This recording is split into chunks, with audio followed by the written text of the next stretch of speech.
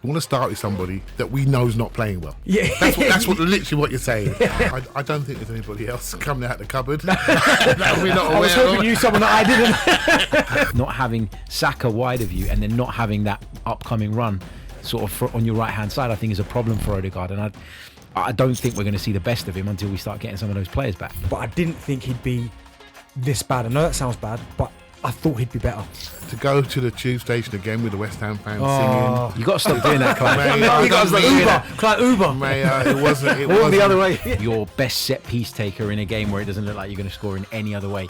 To take him off for me did not make any sense. We can just bungle our way through. I don't care how ugly it is. You can call us Stoke City if you want to, right? I don't really care.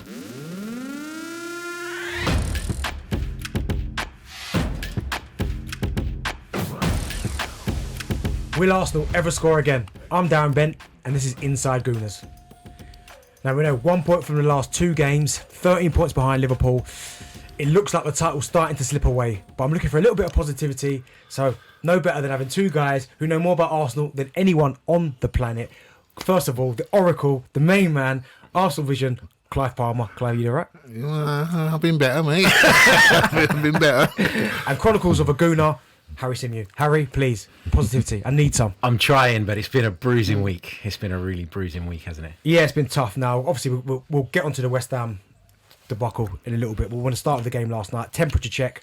Nottingham Forest, 3rd in the league. Hard place to go. Picking up a point. Better performance, would you say? I'll start with you first, Harry. Yeah, I think it was a better performance. I think in 2/3 of the pitch, we were really strong and there was a lot of positive signs. It looked more like the Arsenal side that we've been used to seeing over the last couple of years. But when you think about the problems that we had, the issues that we had, you know, it's difficult not to get frustrated because these are recurring issues and it doesn't feel like Arsenal as a football club have done everything within their power to try and fix those issues and put us back on the right path. What do you think, Clive? Well, after West Ham, I was fearful about Forest, right? I'm thinking, oh man, if we lose, it's going to be tough. So actually, to see the team come out determined and serious about their jobs and really win their one-on-ones from a defensive point of view, particularly in centre midfield, the dual aspect is really important with Forest because otherwise they can transition on you. And I thought we did really well to stop them running.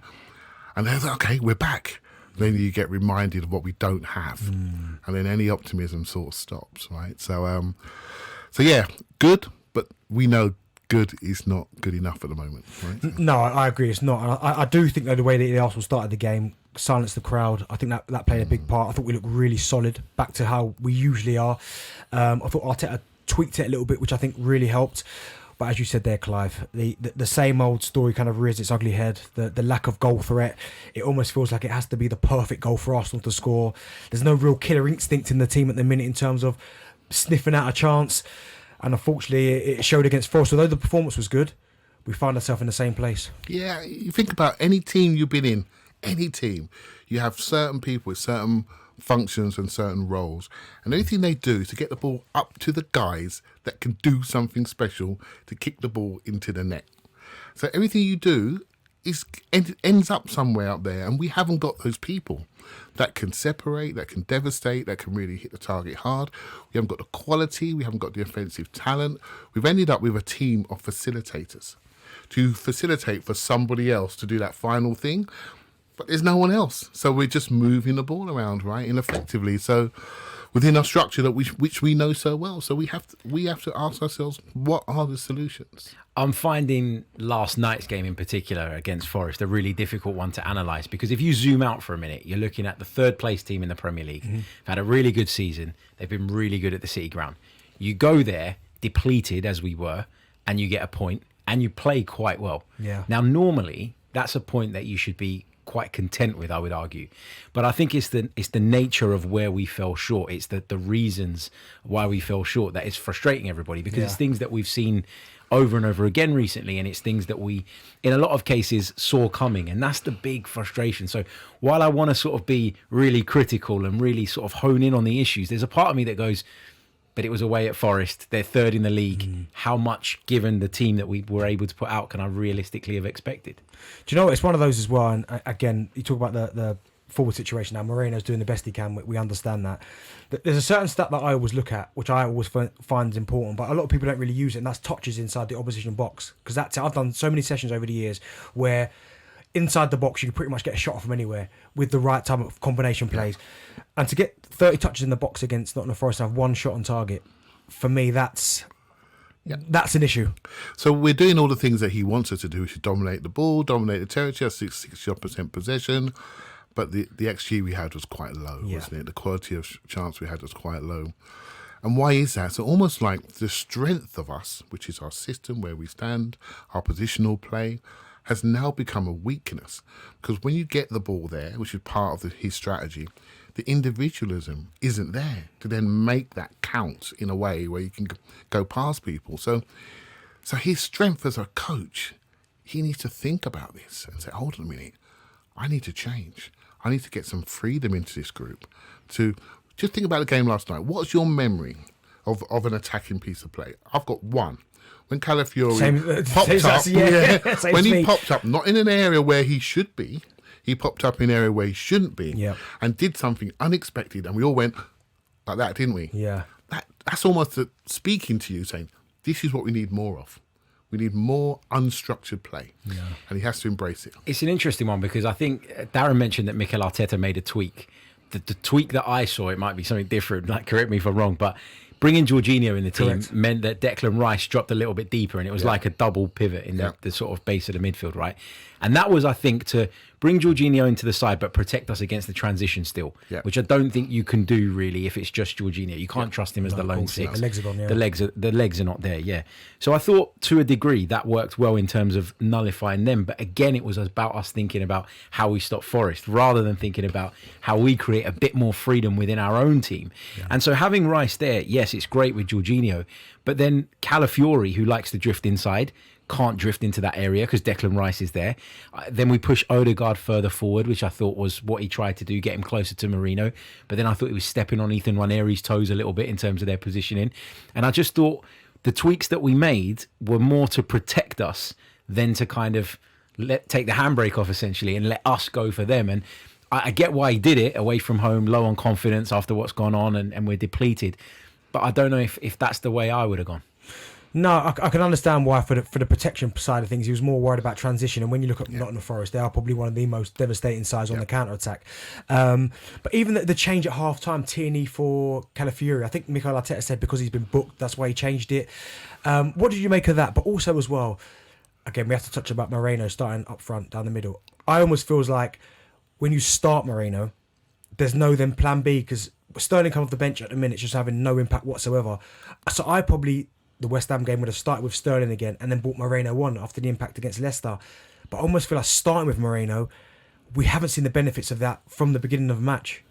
Yeah, it's a tough one, right? Because Sterling's not really at it, is he? No. He's not at the level. So I know why you're saying it, Darren, but you're literally saying we want to start with somebody that we know is not playing well. Yeah, that's literally what you're saying.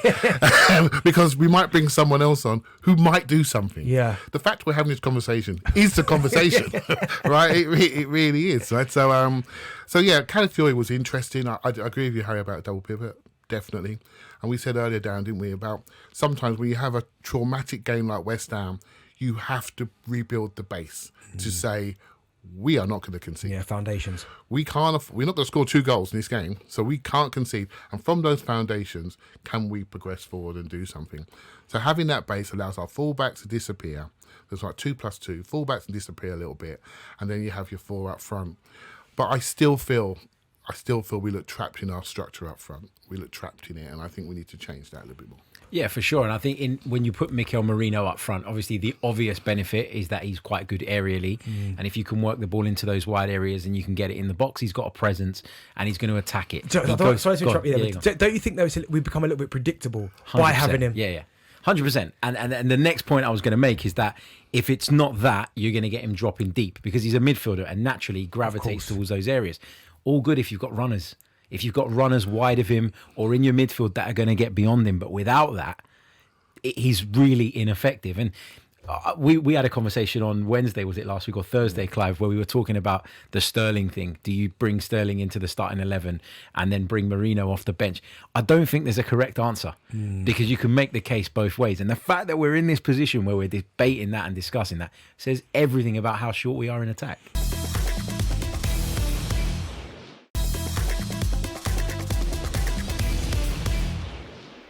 Do you know what it is? I just think when you start Moreno, and again, it's not his fault because he's not a natural centre forward, which I 100% I'll man up. But when you start with him, and then also just putting in crosses, it feels like just for the sake of it, because we've got a presence, it's really hard to then transition when Sterling does come on for Moreno potentially, to then change the way that you're playing. I think it's easier to go a little bit more direct later on in the game rather than starting that way. So I think we look a bit predictable, and then nothing really changes when Sterling comes on. But I mean, I guess the obvious question, and I'll come to you, Clive, is what other options have Arsenal got? Because we haven't got a recognised centre forward. There is no real goal threat other than Nwaneri. I think it's a bit unfair to say he's not, because I think he is. But what else can Arsenal do? Is there someone else we've not seen that we can try out there? Is it a case of, I mean, what do we do? I don't think there's anybody else coming out of the cupboard that we're not aware of. I was hoping you someone that I didn't. Everyone I know is about 13. Yeah. that's not going to work.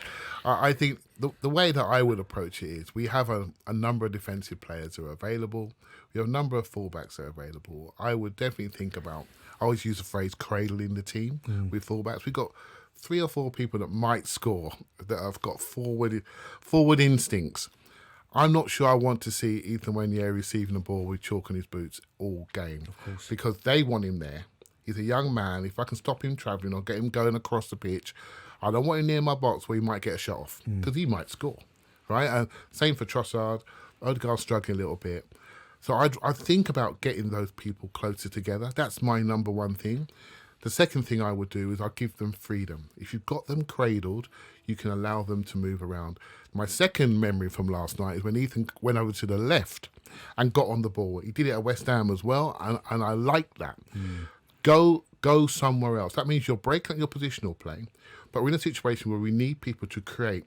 Creative players can only create if they've got people around them on the same mindset. Yeah. If they're that far apart from each other, you've got no chance, right? What you know what you do?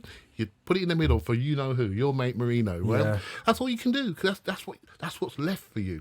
So by bringing them closer together, you've got a chance to create a new picture that we haven't seen before. Do you think that's why then we've not seen maybe the best of Odegaard? Because you just spoke about it really well there about the creativity and knowing who's about. Well, he's got Havertz no longer there anymore, who was kind of his bounce pass into Havertz.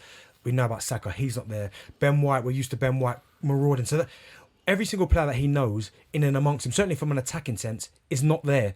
Do you think maybe that's why Odegaard a little bit, well, not even a little bit, it's fair to say, has struggled quite a lot recently? I think that's a massive part of it. I think it's a huge part of it. I think you mentioned some of the options there that he's used to working with, and it's almost become telepathic over the last couple of years, where you kind of know what run he's going to make, you know what spaces they're going to be in, and you almost do it out of habit. And now you're having to check yourself every time you receive the ball, think twice, and that slight hesitation can allow a defender to get back in position, can allow someone to close the door on you. And I think that's a big problem for Martin Odegaard at the minute. And I think the fullback thing is quite significant as well, because I really like Jurrien Timber. I think he's a really good defender. But this is a guy that grew up as a centre-back. Yeah. Before he was at Arsenal, he was predominantly a centre-back. Played at right-back on a few occasions. We've used him at left-back a few times. But I think he's trying to do it, Jurrien Timber. I think he's trying to get down the right-hand side and get on the outside at times and help out and support. But I just don't think that comes naturally to him in the way that it does maybe a bit more for Ben White. And again, I sound like I'm contradicting myself, because he's a centre-back too, really by trade. But he seems to have developed into that role over time. And so not having the option inside of you, not having Saka wide of you, and then not having that upcoming run sort of on your right-hand side, I think is a problem for Odegaard. And I don't think we're going to see the best of him until we start getting some of those players back. Would you ever consider changing shape, Clive? Yeah, definitely. I would change shape. We've got a week now to think about what we want to do. And I don't think we can roll out the same system again for PSV. I don't. I think we should think about the profile of players in our wide areas. I'd rather it be attacking fullbacks, if you ask me honestly, and move our strikers slightly inside. Strikers, he says. Move our forwards inside. And just on the Odegaard thing, I think if you look at his game, he brings the ball in, manipulates it, and then he moves it on to runners. right? So he's not dynamic himself as a mover and a carrier, but his passing allows dynamism. So Saka, Havertz, White, Timber, it doesn't really matter. People that go, they try. Martinelli when he's there. Yeah, they go from zone to zone. So now he's getting the ball. He does his little manipulation, looks up, no one's running, knocks it sideways. People have a go at him. He holds on to it, gets smashed in a duel. And now he's looking for his game. So it's a struggle for him.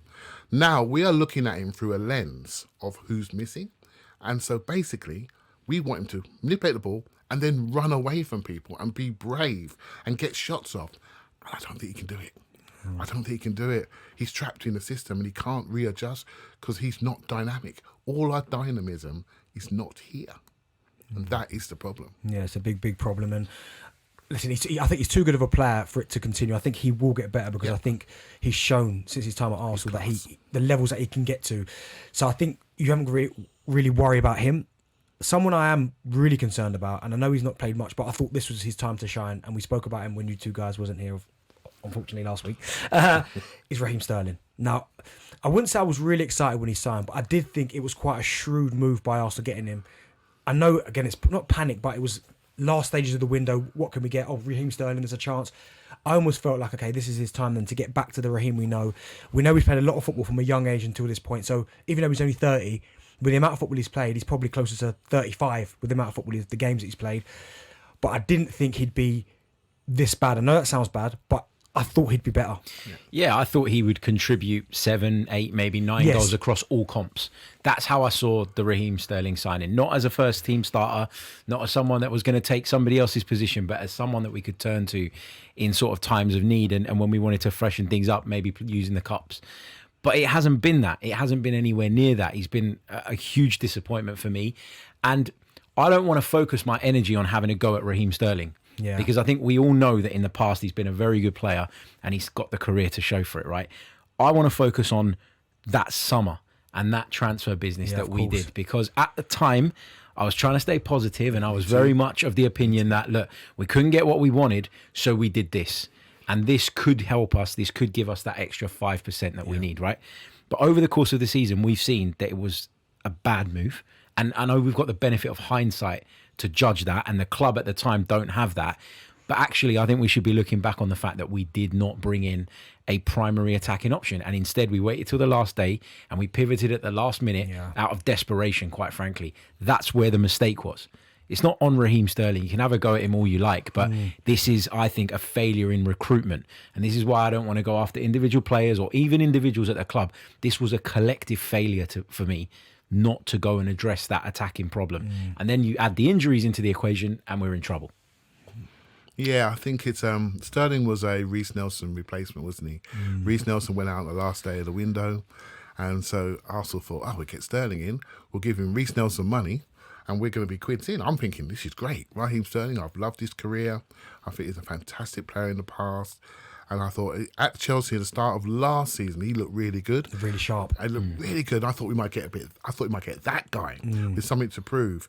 But he's come in and he's dying on our books, mate. He is. It's not happening for him. And he's really, really struggling. And I find it quite sad to see someone struggling at their job, like that. I don't like to see it. I'm not one to critique him. The manager's tried to start him, he tried to bring him on. He can't really bring him on in a comfortable situation at the moment. We've got a couple of goals up where he can maybe go and get his confidence. So everything is vital, everything is critical, everything is nil. And we're looking at him in a different way. So I feel for him. I think your point, Harry, about the summer is key. But the way I was positive as well, I was trying to look at it and say, okay, Liverpool not bought anybody. Yeah. Man City not bought anybody. So, okay, we're all holding firm here. Okay, let's see how we do.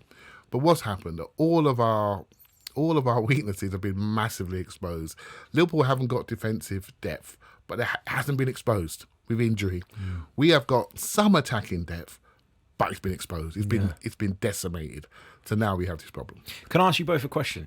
Looking at sort of the Raheem Sterling thing and looking at the fact that that's not necessarily worked and the way that Mikel Arteta's managed the last few games where we've clearly been struggling for attackers, the fact that he's bringing on other players ahead of him, I know he would probably argue it's a tactical thing. I want to get service into the forward line from deeper. But the fact that we're now seeing Zinchenko coming on as a midfielder before Raheem Sterling coming on, and let's have it right, for all the time we were short of midfielders and people were calling for Zinchenko to play there, Arteta was not interested in that. Now he's bringing on Zinchenko ahead of Sterling. Is that purely a tactical thing, or is he sending a message to Raheem Sterling and maybe to the club that I haven't got what I need in these positions? I think he's sending a message to the club that he hasn't got what he needs. But listen, I've been in the scenario where I think for Raheem Sterling, like from a mental perspective, I think when the manager brings in a player in a position that you've played before that doesn't naturally play there, that's one of the hardest things to take in football. Because if I'm sitting on the bench and throughout the years, you look at Raheem, you've both said it, he's had an unbelievable career, won some of the biggest trophies, scored a lot of goals. He's bringing on a centre midfield player that's never really played there ahead of me, who has played there in an attacking sense, then that's cause for concern. And you can either go two ways. When you do get an opportunity like Raheem has had, you grab it and you give it everything and you try to make the situation better. Where I thought there's been like very few moments, like Manchester United in the FA Cup. Yeah. I thought when he came on, I thought he looked really sharp and he tried to make things happen. Or you just kind of just go, do you know what? He doesn't fancy me, and you almost throw the towel in. And it just looks like now at the minute, and I'd hate for him to think that I'm digging him out, but it just looks a little bit like he's kind of resigned to the fact that, well, he doesn't fancy me. He wants to play Mourinho there. He'd probably play, if he had other options, he'd probably play them ahead of me. And I'm not quite sure now, between now and the end of the season, if we'll ever get Raheem Sterling, not so much back to him at his best, but at a level where you'd find it acceptable that he played week in, week out. Yeah, I agree. I think the thing is, I agree with what the manager's doing. I wouldn't play him ahead of Mourinho, and that's really indicative of what we've seen. And I've seen a lot of his minutes live, and it's just not happening for him. And he can't get 1-2s going. It's really unfair because we're not the same team anymore. No. And so we're asking different things from him. He was 6-man up, wasn't he, really? He was someone to rest Saka's last 20 minutes in a game and maybe play some of the League Cup games and maybe a lower European game, which there was hardly any of those. Yeah. That's changed. That competition's changed. And then the FA Cup game, a lower game. Oh, we've got Man United. So we didn't get that even, you know. So it hasn't worked out. What I thought he would be, it just has not happened. What he was really good at Manchester City, and I get it, it's different in terms of, as you said there, Clive, the players that he's playing with and the confidence was the little 1-2s in around the box where he just knock it inside and he just fly. And the little ball over the top or slid, and then even from the other side where he's coming in that 6-yard box to get his little tap-ins, he just looks like he's short on confidence. But as I said, the confidence that he probably had before this little period is probably gone now. Now Moreno starts ahead of him. Like I dread to think if he got the opportunity to start again, what Raheem Sterling would see. And the manager, in some respects, is probably doing him a favour, really, because as football fans, yes, you try to be as positive you can about certain players, but when certain things are not happening, what once was you felt sorry for him, then starts to turn to a little bit of anger, where you go, what are you playing him for? Because he's clearly got no confidence, and I feel for him, and hopefully there's a moment that he does take the season, but I'm not quite sure when that's going to be. But to move to another negative, we have to talk about West Ham. I'm sorry, I mean, I know it's not been great, but was the West Ham game. And that was a result I didn't see coming. It was the performance I didn't think was great. I don't think we looked very solid. I think we made it quite easy for West Ham. And, I mean, what did you think of the performance? Did you think that was acceptable for certainly what Arsenal were trying to do at this stage of the season? No, I thought it was our worst performance of the season.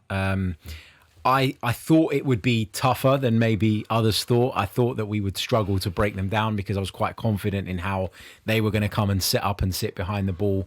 So I wasn't surprised really, but it was a really difficult one to swallow because, you know, I was really buoyed by sort of Mikel Arteta's press conference where he was really sort of upbeat about our chances and, you know, we're going to give it everything and we're going to keep going and, you know, no excuses. Let's keep pushing forward. And then you see a performance like that. And unlike the Forest game, there didn't seem to be that level of commitment. There didn't seem to be that work rate. There didn't seem to be that desire to get over the line and make it happen. So really, really disappointing day, that one for me. And I feel like I'm in this place now where I'm asking questions of Mikel Arteta, but actually for me, the question should be asked of the club more than Mikel Arteta and the strategy. And I hate being in this position because I've been such a staunch defender of Mikel Arteta for such a long time because I think he's done so many amazing things. And I'm finding it quite difficult at the minute to attribute who the blame should be with. And so I keep coming back to that word of collective. It's got to be a collective thing. I don't want to go after individuals, but there were a few individuals that day against West Ham that just were nowhere near it. No. Mate, worst game of the season. To go to the tube station again with the West Ham fans singing. You got to stop doing that, Clive. Mate, You got to stop doing that. Clive Uber. Mate, it wasn't. It Walk wasn't. the other way. There's about 4 tube stations. They're lovely fellows, honestly. It was just they were letting us have it, and quite rightly as well, because it's the second time they've done that. And so for me, the fundamentals of the game, which is for me the contest, we weren't up for the contest. They outcompeted us in the centre of the park, and that's why Declan Rice got hooked. You know, we couldn't overcome their physicality anywhere on the pitch, and I didn't go to Leicester, but I wiped the first 60, 70 minutes away from that game, away from my mind, because the 2 goals we scored were fantastic. Ethan Nwaneri announced himself. I'm thinking, I'm excited now. We go to West Ham. We just get some points there. We'll be fine. But then I realised that the West Ham game was like the first 70 minutes at Leicester. Yeah. And I sat there, I went, oh dear, we really have a problem. And I can't see a solution. You know, and that is the worst place to be. And we didn't play well, and that's why Forest for me was an uptick, because we did compete. But yeah, as bad as it gets for me, that game, because the things that underpin who we are were not there. We did not compete. And forget the goals, we didn't compete. If you don't compete, you're not going to control the game. That.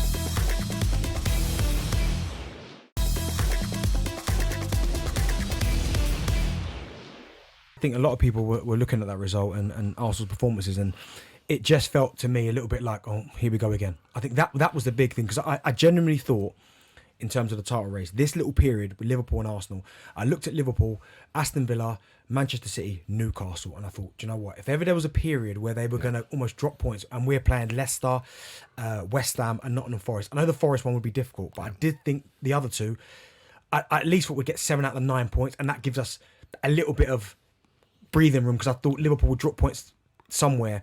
The fact that Arsenal get beat by West Ham, they beat Leicester, of course, draw with Nottingham Forest, but Liverpool just steamroll after the Aston Villa result.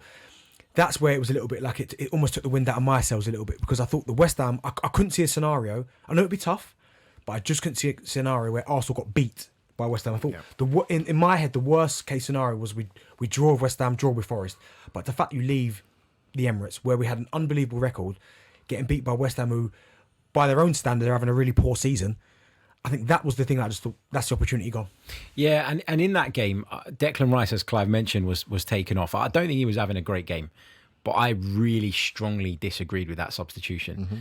I thought the idea of taking off maybe one of your most forceful players, the one player that might make a burst into the box from your midfield and overpower someone, your best set piece taker in a game where it doesn't look like you're going to score in any other way, to take him off for me did not make any sense.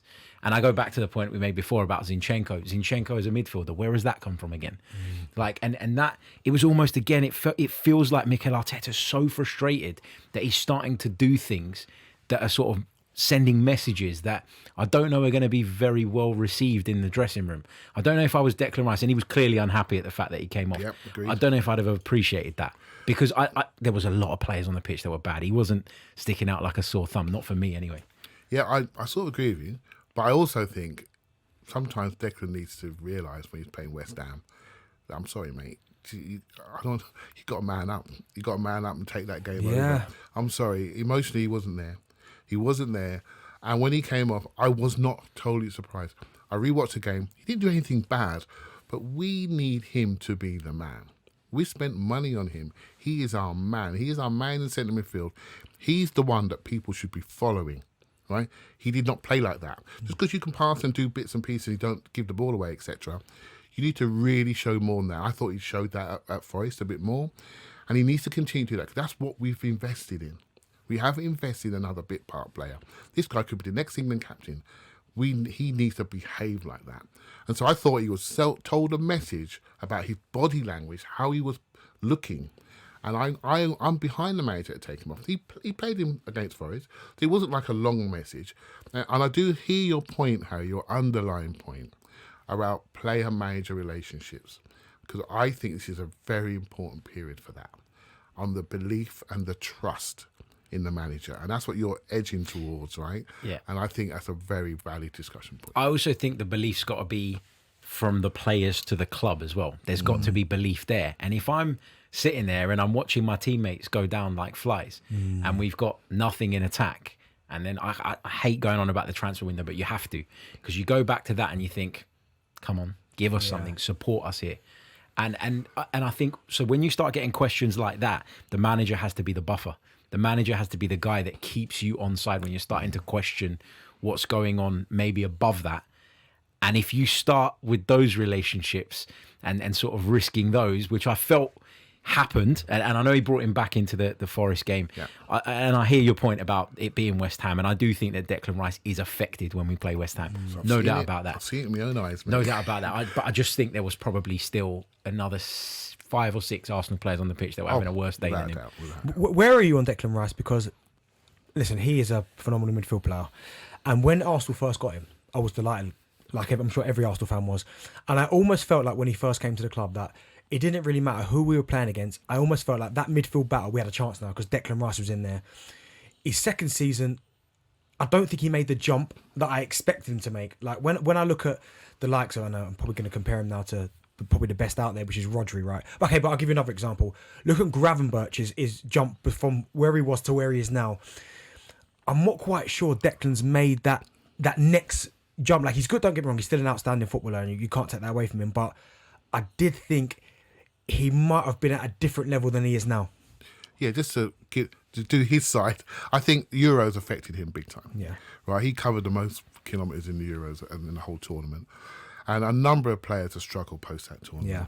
Last winter, funny enough, Salah went to the African nations, came back, got injured, was not good. Liverpool fell away. Right, he has no summer tournament, and he's looking pretty sprightly right now. Not bad, is he? Where we had some players went quite deep in that tournament, and look where they are right now. They're not really at their top form or not even fit to play. It's not just us, by the way. Look around the league. Look at Cole Palmer, for example. Look at Phil Foden, for example. So that summer tournament is something that we need to bring into our strategy when we're looking at the summer window, right? So it's really interesting how the squad's ended up, because we've now got multitude of midfielders and multitude of defenders fit and available, and we've got no forwards available. There's a Zinchenko midfield thing. We could have tried it maybe in LA. He might have been, I'm not sure if he was fit in LA, right? But before you spend money on Marino, have a look at that first. Have a look at everything.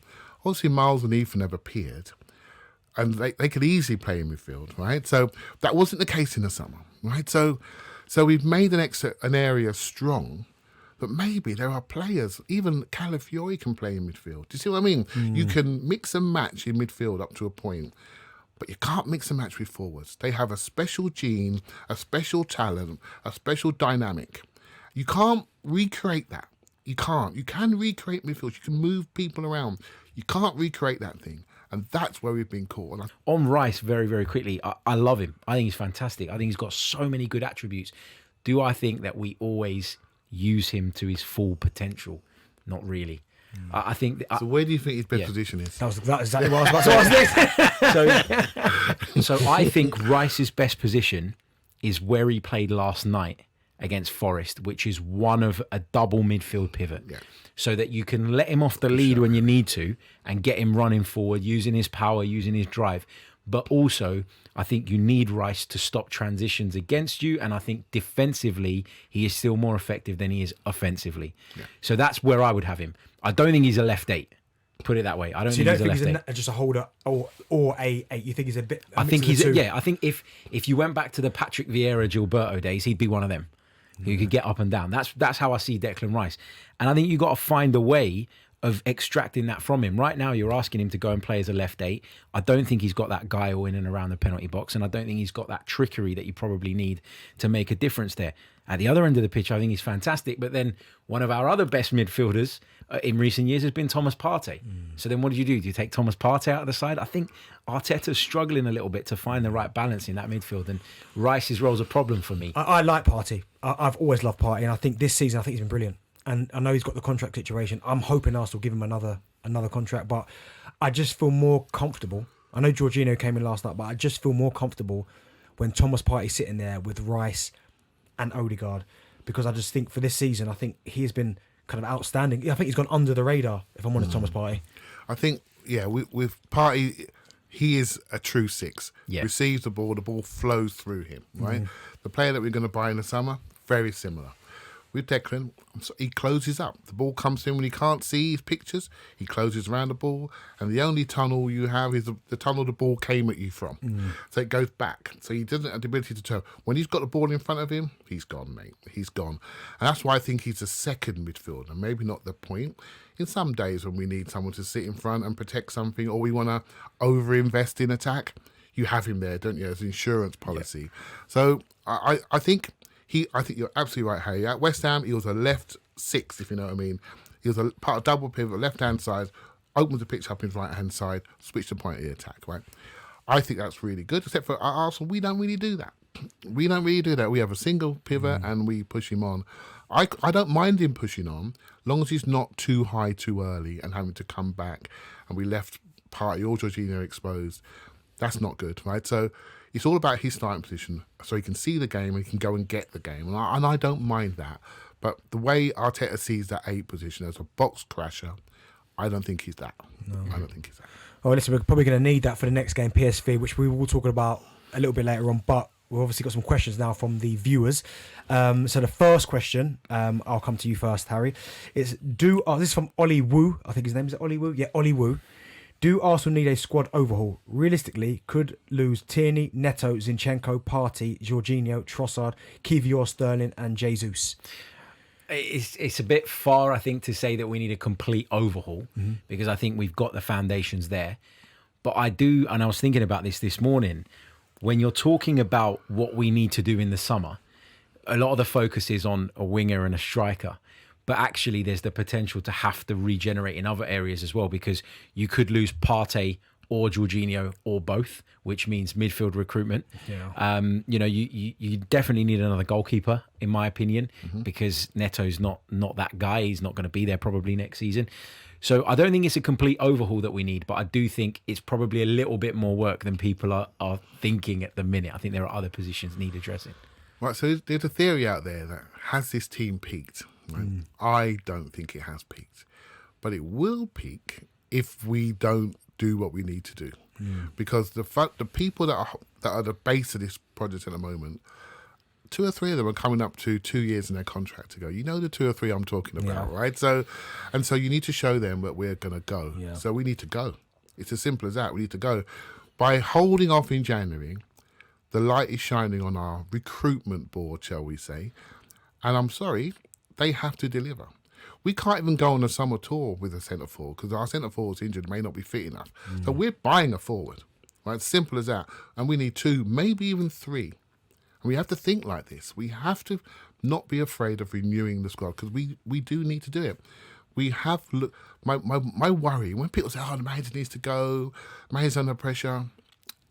If he comes out with the same strategy and the same patterns of play, the thing that will cause him a problem is boredom.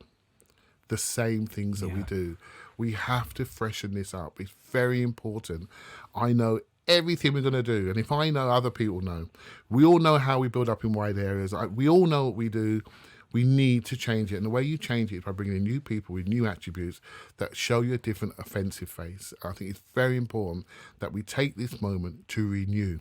This is hopefully be our 3rd year in the Champions League, so funds are coming in. We can start to spend like Liverpool and City and Chelsea and United have done historically. We've now got a serious pool of money developing.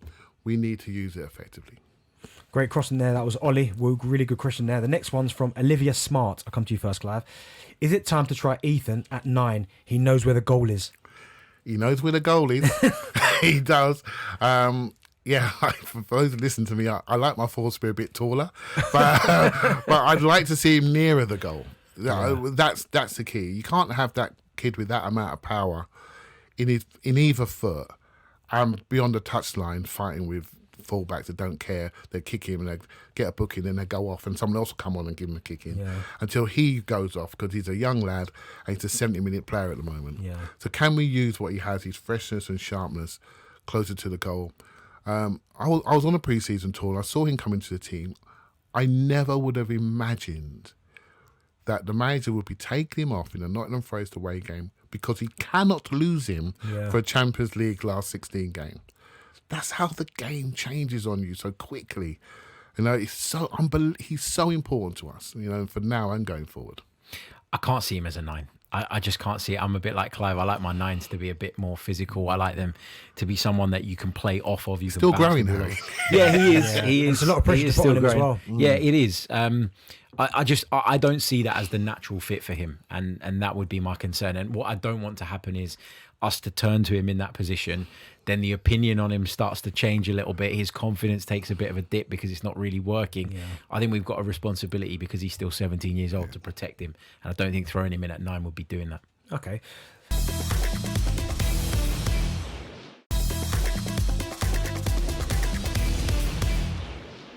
Right, this next one. Ooh, I don't know who wants to answer this first, so I'm just going to put it out there, and one of you two can answer it.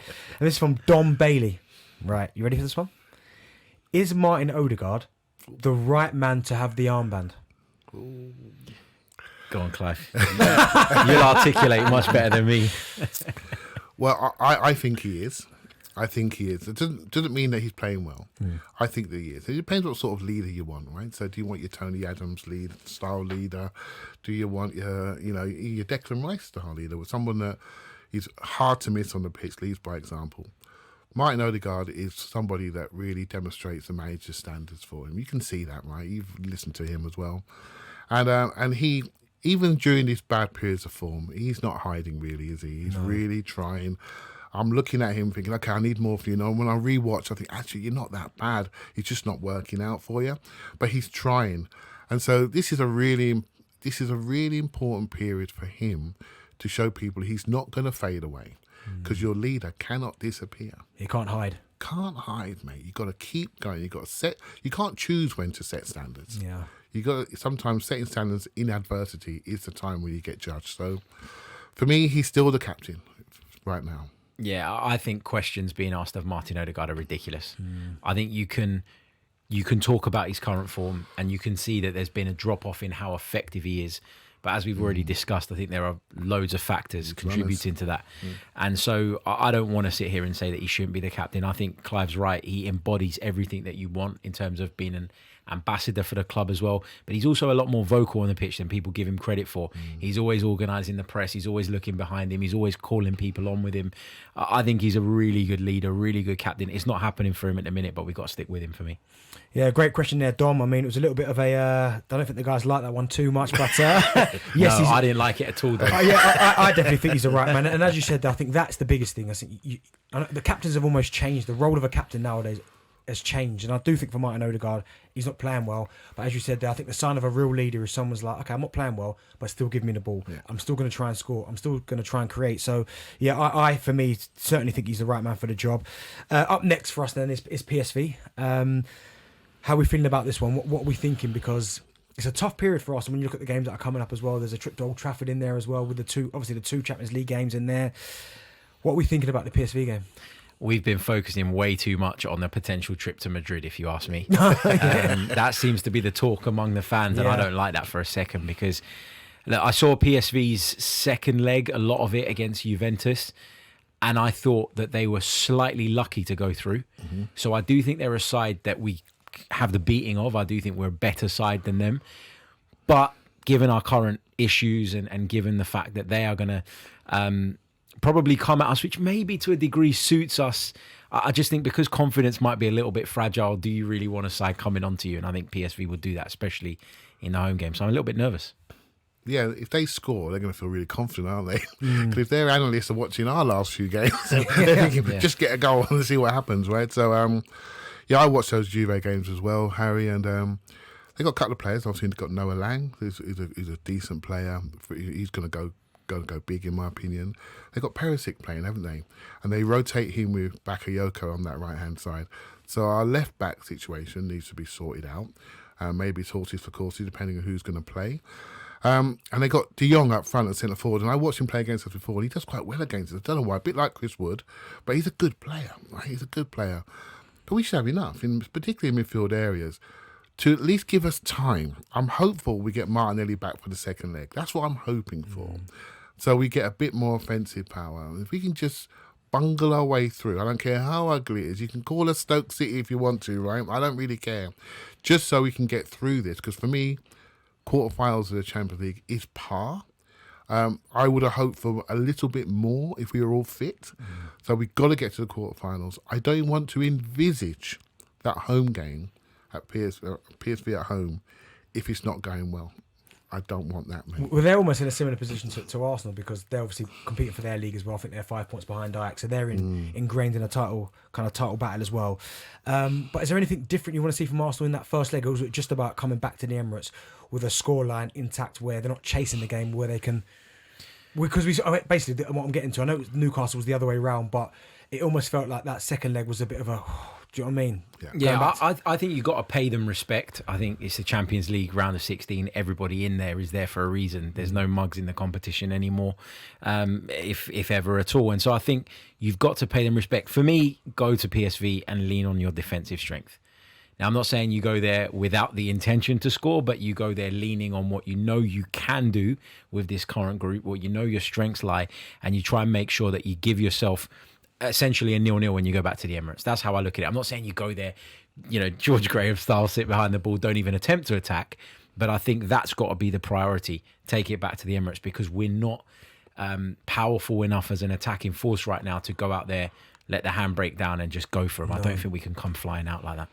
There's a lot of tension in these games. I went to Porto last year. It's a reminder of how tense these away games are. It's a different game, Europe. Right? Remind yourself of the contact that's allowed. And mistakes are highlighted hugely. Remember, look at Bayern at home. Remember, one little mistake in the halfway line, gone. Yeah. It's over. And so for me, it's about being calm, being competitive, and really getting your margins right to make sure that we don't give them anything, and then see what we can do. Right. So that's where I am with it. But the second leg is what I'm looking forward to, he says, air quotes. I'm looking forward to that. We made a decision this summer to do what we did. That's fine. We made a decision in January to do what we did. Not so good, but this is where we are, right? So this is our strategy. This is our decision. For me, everything I'm thinking about now is what is the price of that decision going to be? Where are we going to end up in the league? Has it created a divide? Because recently, the last 3 years or so, there's a huge trust, a huge alignment on and off the pitch, a huge different connection. I mean, Harry, both of you in the stadiums, you know what I'm talking about. That connection to the team has been really, really strong. Now we have the club have gone this way and everyone else seems to want to go that way. So now we have a divide. How much is that going to cost us, the strategy, the risk that we took that's backfired? I even understand why they took it. They probably thought the big games are gone. We got a much easier schedule. We're going to be all right. But we weren't all right. So we've taken that risk. So now, how are we going to get people back together? And that starts in the summer. But between now and then, what's going to be the cost? The cost to their relationship with the club and the fans, etc. The cost with other players. What's going to be the cost? And I hope it's not too big. That's where I am. I hope so too. I really hope so. A positive result against PSV would be absolutely wonderful. Well, listen, that's all we've got time for this week. Thanks to Clive and to Harry. And hopefully we'll see you again next week after the PSV game.